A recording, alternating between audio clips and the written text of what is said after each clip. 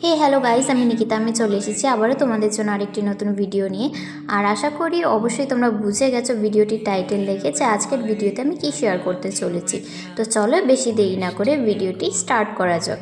তো তোমরা আমার লাস্ট ভিডিওতে তো দেখেইছিলে যে রাতের বেলা ঘুমিয়ে পড়েছিলাম তাড়াতাড়ি, যেহেতু পরের দিন সকালবেলা তাড়াতাড়ি উঠতে হবে। অ্যালার্ম দিয়ে সকাল 7টার দিকে উঠে ফ্রেশ ট্রেশ হয়ে দেখো এখানে আমি মেকআপ করছি।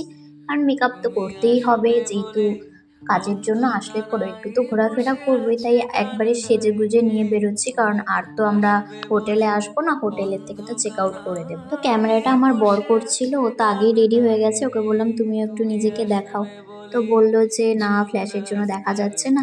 তারপরে এদিকে দেখো হালকা মতন রেডি হচ্ছি তাড়াতাড়ি করে। সকাল 8টায় ওদেরকে টাইম দিয়েছিল মিটিংয়ে জয়েন করার জন্য, কিন্তু অনেকটাই লেট হয়ে গেছে, তাই তাড়াহুড়ো করে আমরা বেরিয়ে পড়লাম। তো সকাল সকাল উঠে গ্যাস আর বমির ট্যাবলেট খেয়ে আমরা বেরিয়ে পড়লাম, কারণ তোমরা তো সবাই জানো যে আমার ভমিটিংয়ের ভীষণ প্রবলেম। আর তার মধ্যে আজ পুরো দিনটাই আমাদের গাড়িতেই জার্নি করতে হবে, সব জায়গা বাড়িতে ফেরা অবধি আমাদেরকে গাড়িতেই যেতে হবে। তাই সবকিছু ভালো মতন প্রিপারেশন নিয়ে বেরিয়েছি যাতে কোনো সমস্যা না হয়। তো দাঁড়াও তোমাদেরকে একবার রাস্তাগুলো দেখাই। আমরা কিন্তু বেরিয়ে পড়েছি, দেখতেই পাচ্ছ ওই পাশে পাহাড় দেখা যাচ্ছে, আমরা যেদিক দিয়ে যাচ্ছি সেটাও পাহাড়, মানে একবার উপরের দিকে উঠছে একবার নিচের দিকে নামছে। পাহাড়ের দুপাশে বাড়ি দোকান এসব থাকায় অতটা বোঝা যায় না, কিন্তু সামনাসামনি দেখলে পরে তাহলে বোঝা যায় যে উঁচুর দিকে, মানে রাস্তাগুলো একবার নিচের দিকে ঢাল একবার উঁচুর দিকে উঠছে এরকম টাইপ। আমরা কিন্তু মিটিং এর এখানে পৌঁছে গেছি, ওরা এখন মিটিং করবে।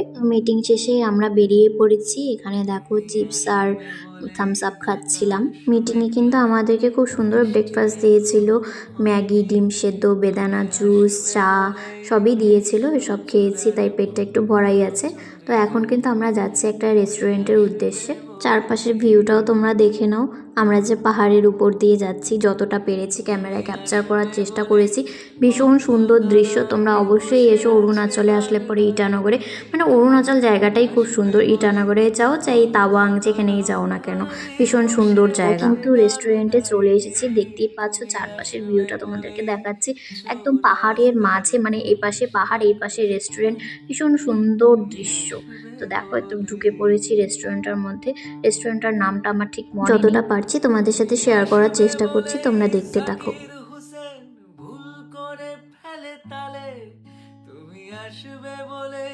তো রেস্টুরেন্টে এসে কিন্তু আমরা প্রথমে কফি খাচ্ছিলাম। ওই সাইডে ওরা বসেছিল, গল্প করছিল কয়েকজনের সাথে।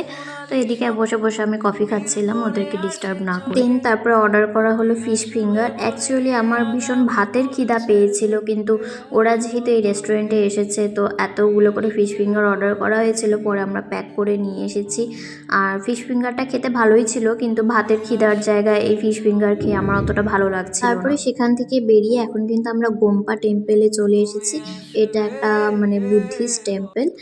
আমরা যেহেতু ভেবেছি একটু ঘুরে যাব, ওই তো ওইদিকে ওরা দুজন যাচ্ছে, পেছনে পেছনে আমি যাচ্ছি। আমাদের সাথে সবটাই শেয়ার করার চেষ্টা করছি, দেখতে থাকো। দেখো চারপাশের ভিউটা এরকম, চারপাশেই পাহাড়, যেহেতু পাহাড়ের মধ্যেই।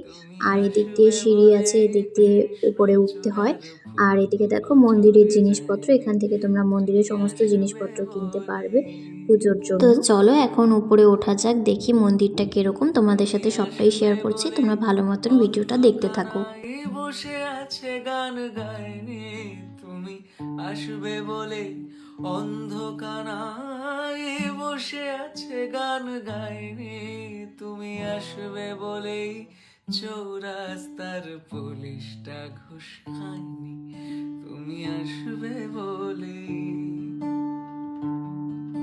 তারাও তোমাদেরকে একটা সুন্দর দৃশ্য দেখে।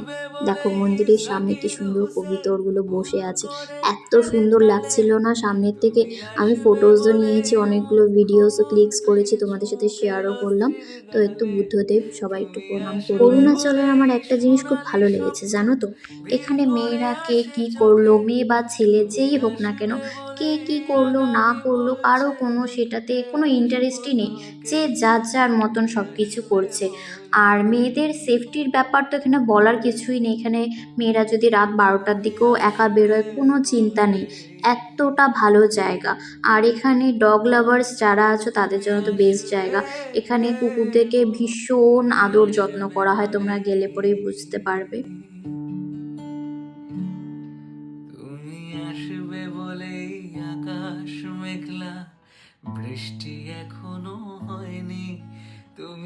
আসবে বলেই কৃষ্ণ চূড়া মন্দিরের একদম উপরে উঠে দেখো তোমাদেরকে দেখাচ্ছি, এখানেও পাহাড় দেখা যাচ্ছে, এই পাশে কতগুলো ঘর বাড়ি আছে, সবটাই তোমাদের সাথে শেয়ার করছি। ক্যামেরাতে তো অতটা বোঝা যাচ্ছে না, কিন্তু সামনে থেকে ভীষণ সুন্দর লাগছিল। তারপরে আমরা কিছু ফটোজ ভিডিওস ক্লিক করেছিলাম, এর বেশি কোনো ভিডিওই ক্যাপচার করতে পারিনি, কারণ আমার শরীর ভীষণ খারাপ হয়ে গিয়েছিল। আমাদের রেস্টুরেন্টে খাওয়ার কথা ছিল, লাঞ্চ করার কথা ছিল, কিছুই করিনি। আমার গাড়িতে চড়ে এত শরীর খারাপ হয়ে গিয়েছিল, বাড়ি ফিরতে ফিরতে প্রায় রাত 1টা-1:30 বেজে গিয়েছিল। এখান থেকে 3 ঘন্টার রাস্তা, তারপরেও এত লেট হয়েছে আমার, যেহেতু শরীরটা খারাপ হয়ে গিয়েছিল। তো চলো আজকের জন্য ভিডিওটা এতটুকুই, দেখা হচ্ছে খুব তাড়াতাড়ি পরের একটি ভিডিওতে।